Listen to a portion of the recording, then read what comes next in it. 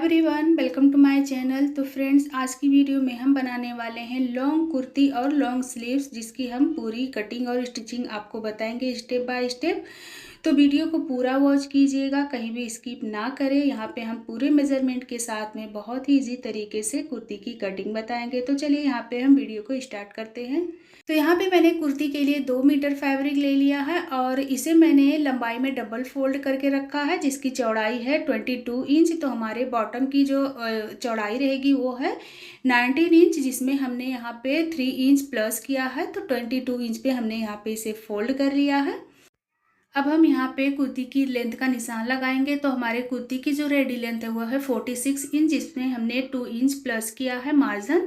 तो 48 इंच पे हम यहाँ पे कुर्ती की लेंथ का निशान लगाएंगे और उसी के अकॉर्डिंग हम उतना फैब्रिक कटिंग करके निकाल लेंगे। अब यहाँ पे हमने फैब्रिक को डबल फोल्ड करके रखा है। अब इसे हम एक बार और फोल्ड करेंगे तो ये टोटल 4 फोल्ड हो गया है। अब ये ओपन वाली साइड है।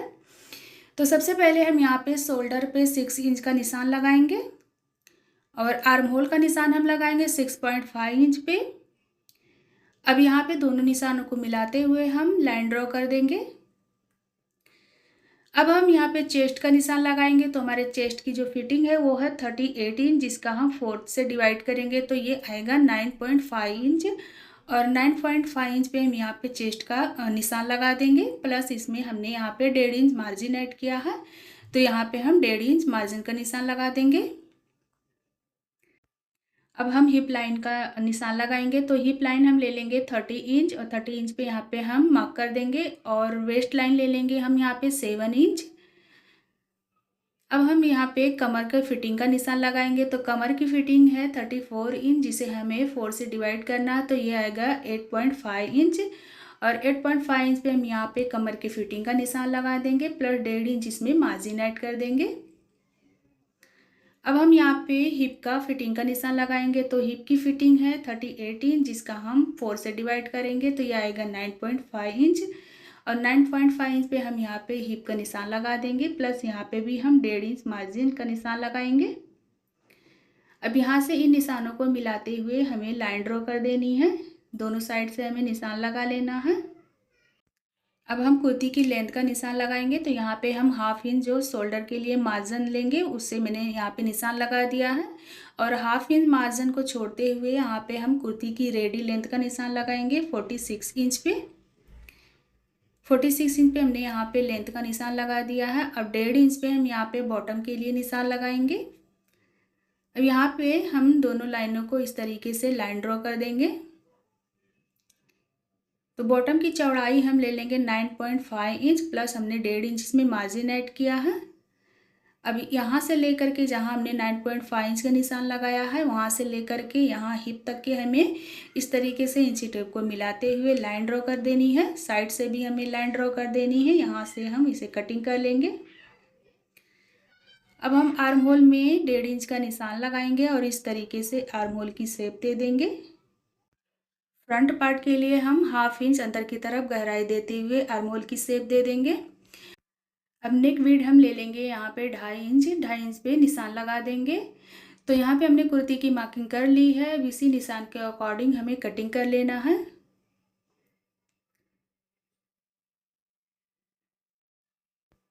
तो कुर्ती की कटिंग हमने कर ली है। साइड से भी यहाँ पे हमने इसे कटिंग करके ओपन कर दिया है। अब हम यहाँ पे बॉटम की कटिंग कर लेंगे, जहाँ तक हमने लेंथ का निशान लगाया था। अब यहाँ पे हम कट्स के निशान लगा देंगे। जहाँ जहाँ पे हमने मार्किंग की है वहाँ वहाँ पे हम कट्स के निशान लगा देंगे इस तरीके से।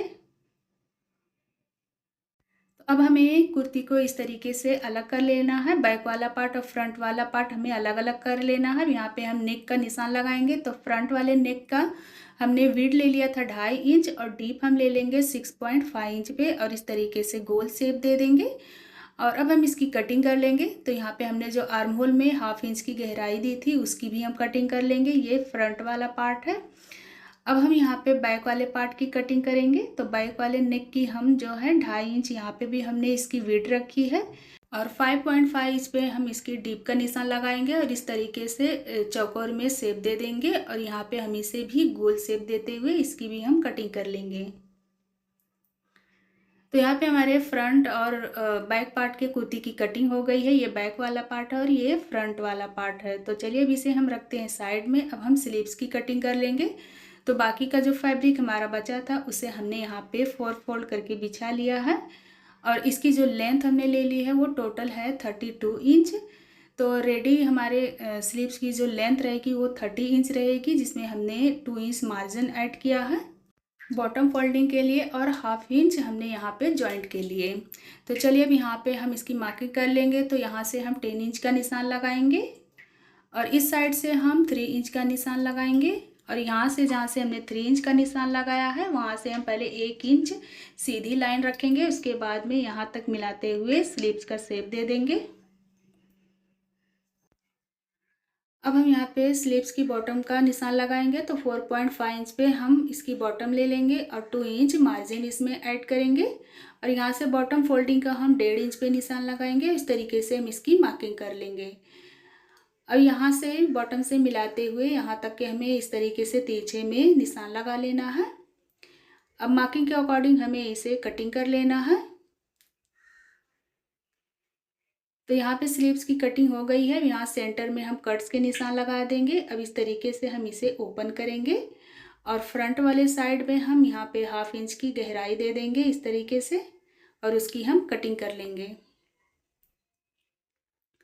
तो यहाँ पे हम निशान लगा देंगे। ये फ्रंट वाला पार्ट है। तो हमारे स्लीव्स की कटिंग हो गई है। तो कुर्ती और स्लीव्स की कटिंग हो गई है और अब हम इसकी स्टिचिंग करते हैं। तो चलिए यहाँ पे मशीन पे हम आपको बताते हैं। तो सबसे पहले हम यहाँ पे फ्रंट वाला पार्ट ले लेंगे, नेक की हम स्टिचिंग करेंगे। तो हमने यहाँ पे गोल पट्टी ले ली है नेक के अकॉर्डिंग और उसमें हमने कैनवास पेस्ट कर दिया है और इसे हमें इस तरीके से रखना है और जो हाफ इंच हमने फैब्रिक रखी है उसी के अकॉर्डिंग हमें यहाँ पे सिलाई लगा लेनी है। तो इसकी किनारी पे हमें इस तरीके से सिलाई लगा लेना है। अब हमें यहाँ पे कट्स लगा लेने हैं। तो यहाँ पे सिलाई को बचाते हुए हमें आराम से इस पे इस तरीके से कट्स लगा देने हैं। कट्स लगाने के बाद में यहाँ पे इसकी किनारी को हमें इस तरीके से फोल्ड करना है और इसकी किनारी पर फिनिशिंग की सिलाई लगा लेनी है। तो यहाँ पे हमने सिलाई लगा ली है इसकी किनारी पर। अब इसे हमें अंदर की तरफ फोल्ड कर लेना है और इसे हमें आयरन करके अच्छे से सेट कर लेना है और इसी तरह से हम बैक वाले नेक की भी स्टिचिंग करके रेडी कर लेंगे।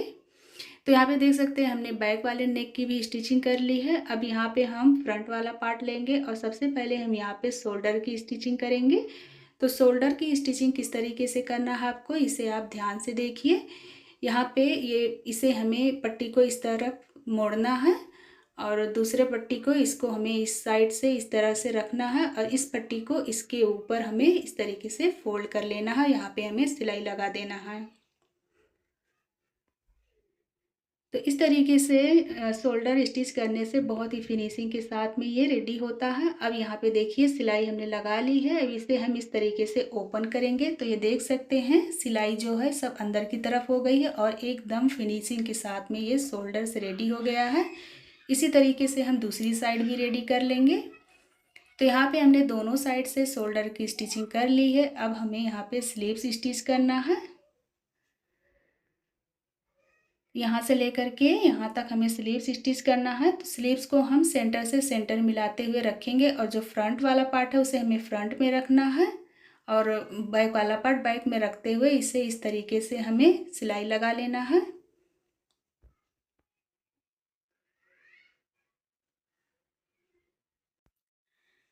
तो यहाँ पे हमने स्लीव्स ज्वाइंट कर ली है और इसी तरीके से हमें दूसरे साइड की भी स्लीव्स को ज्वाइंट कर लेना है। ये देखिए यहाँ से लेकर के यहाँ तक। और अब हम इसके बॉटम की स्टिचिंग कर लेंगे। तो यहाँ से हमें बॉटम को इस तरीके से डबल फोल्ड करना है और इसकी किनारी पर सिलाई लगा लेना है। तो यहाँ पे हमने सिलाई लगा ली है। अब इसे पलट करके हम इसकी किनारी पर एक सिलाई और लगा लेंगे। तो यहाँ पे हमने बॉटम रेडी कर ली है। इसी तरह से हमें दूसरे साइड की भी बॉटम रेडी कर लेनी है। तो यहाँ पे देख सकते हैं हमने दोनों साइड से स्लीव्स रेडी कर ली है स्टिचिंग करके और बॉटम को भी हमने रेडी कर लिया है। अब हम इसके फिटिंग की सिलाई लगाएंगे कुर्ती की। तो मार्जिन के अकॉर्डिंग हमने यहाँ पे निशान लगा दिया है। अब इसी निशान के अकॉर्डिंग हमें हिप तक के इसे स्टिच करके रेडी कर लेना है। तो चलिए अब यहाँ से बॉटम से लेकर के हमें हिप तक के इस पे सिलाई लगा लेना है।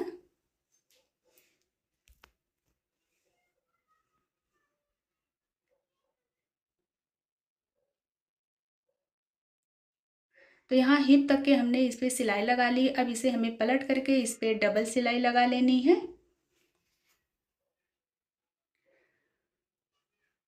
तो यहाँ पे देख सकते हैं हमने दोनों साइड से सिलाई लगा ली है। यहाँ बॉटम से लेकर के हिप तक के हमने फिटिंग की सिलाई लगा ली है। सेम इसी तरह से हमें दूसरे साइड भी रेडी कर लेना है। तो यहाँ पे देख सकते हैं हमने दोनों साइड से फिटिंग की सिलाई लगा ली है और अब हम इसकी साइड स्लिट रेडी करेंगे। चौक को इस तरीके से हमें इसे फोल्ड करना है और इसे सिलाई लगाते हुए चौक रेडी कर लेना है। इस तरीके से हमें फोल्ड करना है फैब्रिक को। यहाँ जहाँ तक के हिप है वहाँ तक के हमें इसे सिलाई लगाते हुए 1/2 इंच ऊपर की तरफ हमें सिलाई लगा लेना है और इसे इस तरह से टर्न कर लेना है साइड में। इसे हमें दूसरे साइड भी इस तरीके से फैब्रिक को फोल्ड करना है और टर्न करते हुए इसे हमें दूसरी साइड भी इसी तरीके से सिलाई लगा लेनी है। तो इस साइड की सिलाई लगाते समय हमें फैब्रिक को आगे की तरफ खींचना बिल्कुल भी नहीं है, बस सिंपली इसी तरह से हमें सिलाई लगा लेनी है। अब इसके हम किनारी पर एक सिलाई और लगा देंगे फिनिशिंग की।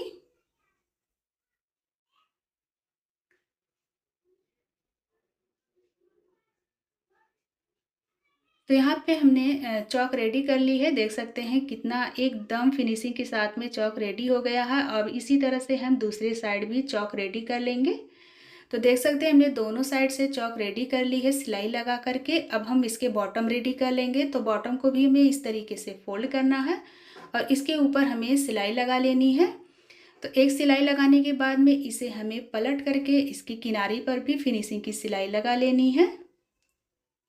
तो इसी तरह से हम दूसरे साइड भी बॉटम की स्टिचिंग कर लेंगे। तो कुर्ती की कटिंग और स्टिचिंग पूरी हो गई है। यहाँ पे हमारे कुर्ती की फाइनल लुक देख सकते हैं। पीछे साइड से हमने डोरी भी लगा दी है। अगर आपको डोरी की वीडियो देखनी है तो उसका लिंक आपको डिस्क्रिप्शन में मिल जाएगा।